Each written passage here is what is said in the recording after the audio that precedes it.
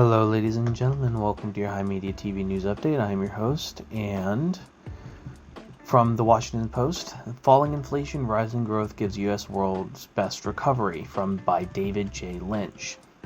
The European economy, hobbled by unfamiliar weakness in Germany, is barely growing. China is struggling to recapture its sizzle, and Japan continues to disappoint. But in the United States, it's a different story here. Despite lingering consumer angst over inflation, the surprisingly strong economy is outperforming in many trading partners. Since 2020, the U.S. States has powered through its once-in-a-century pandemic, the highest inflation in 40 years, and fallout from 2 foreign wars. Now posting faster annual growth than last year than in 2020, the U.S. economy is quashing fears of a new recession while offering lessons for future crisis fighting. The U.S. has really come out of this onto a place of strength and is moving forward like COVID never happened, said Claudia Shum, a former Federal Reserve economist who now runs an eponymous consulting firm. We've earned this. This wasn't just a fluke. On Friday, President Biden hailed fresh government data showing the annual inflation over the second half of 2023 fell back to the Federal Reserve's 2% target. Coupled with Thursday's news that the economy grew by 3.1% over the past 12 months, the Commerce Department report shows that the United States appears to have achieved an economic soft landing. The post-pandemic recovery challenged long-standing economic beliefs, such as the idea of an inverse relationship between unemployment and inflation. As one rose, the other was expected to fall. Expressed in what economists call the Phillips curve, this nostrum proved nearly useless in explaining the economy's recent behavior. All right, I'm going to stop here because at no point is inflation correlative with unemployment. The fact of the matter is that the unemployment rate and how it is calculated in this country is dumb.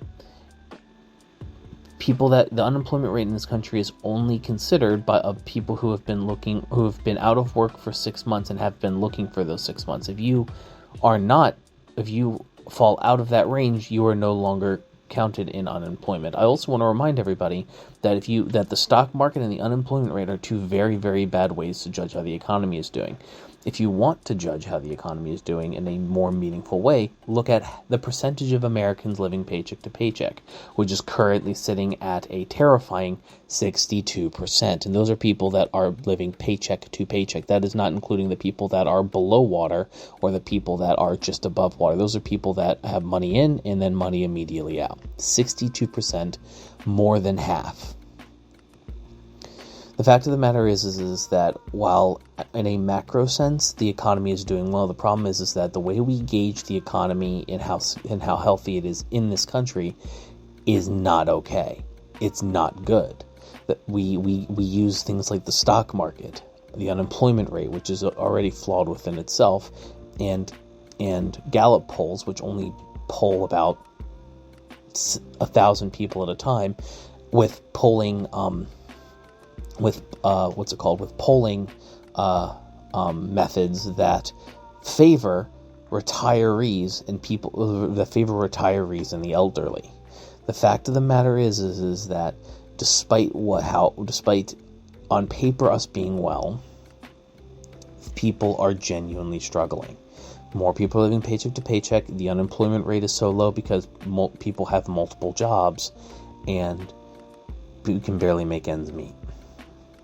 Rent continues to go up, and at this point, there is, unless the government steps in with that, what's going to just happen is people are just going to move out of cities and they're going to die, and then there's just going to be like city population roulette. People who are able to move will move to other cities that are less expensive, and the cities that remain will just start crashing.